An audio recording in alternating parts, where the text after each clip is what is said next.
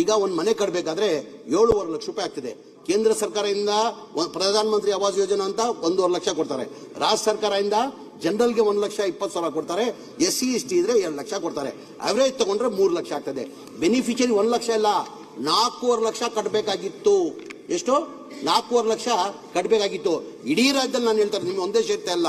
1,80,253 ಮನೆಗೆ beneficiary payment ಬರಬೇಕಾಗಿತ್ತು. 7,400 ಕೋಟಿ ಬರಬೇಕಾಗಿತ್ತು. ಬರೇ 310 ಕೋಟಿ ಬಂದಿತ್ತು. ಏನಕ್ಕಂದ್ರೆ ತಾವು ಹೇಳ್ದಂಗೆ ಬಡವ್ರು ಕೊಡಕ್ ಆಗಲ್ಲ. 2024 ನಾವು ಕ್ಯಾಬಿನೆಟ್ ತಂದು ಅಪ್ರೂವ್ ಮಾಡಿದಾದ್ಮೇಲೆ 36,789 ಮನೆ ನಿಮ್ ಸ್ನೇಹಿತರದಲ್ಲೇ ಸೋಮಶೇಖರ್ ಕ್ಷೇತ್ರದಲ್ಲೇ ಕಾರ್ಯಕ್ರಮ ಮಾಡಿ ನಾವು ಪಕ್ಷ ನೋಡಿಲ್ಲ. ನಾವು ಅವ್ರ ಕ್ಷೇತ್ರದಲ್ಲೇನೆ, ಬಿಜೆಪಿ ಕ್ಷೇತ್ರದಲ್ಲೇನೆ ಕಾರ್ಯಕ್ರಮ, ಮುಖ್ಯಮಂತ್ರಿ ಬಿಜೆಪಿ ಕ್ಷೇತ್ರದಲ್ಲೇ ನಾವು ಪಕ್ಷ ನೋಡಿಲ್ಲ. ಮನೆಗಳು ಅಲ್ಲಿ ಇದೆಯಂತ ಸೋಮಶೇಖರ್ ಇದೆ ಅಲ್ಲಿ KR ಪುರಂದಲ್ಲಿ ಸೋಮಶೇಖರ್ ಕ್ಷೇತ್ರದಲ್ಲಿ 36,789 ಮನೆ ಕೊಟ್ವಿ. ಮೊನ್ನೆ ಜನವರಿ 24ಕ್ಕೆ ಹುಬ್ಳಿದಲ್ಲಿ ಕಾರ್ಯಕ್ರಮ ಮಾಡಿ 42,345 ಮನೆ ಕೊಟ್ಟಿದ್ದೀವಿ ನಮ್ಮ ಸರ್ಕಾರದಲ್ಲಿ. ಎಷ್ಟು? 80,000 ಮನೆ ಕೊಟ್ಟಿರೋದು ನಮ್ಮ ಸರ್ಕಾರ ಬಂದಾದ್ಮೇಲೆ.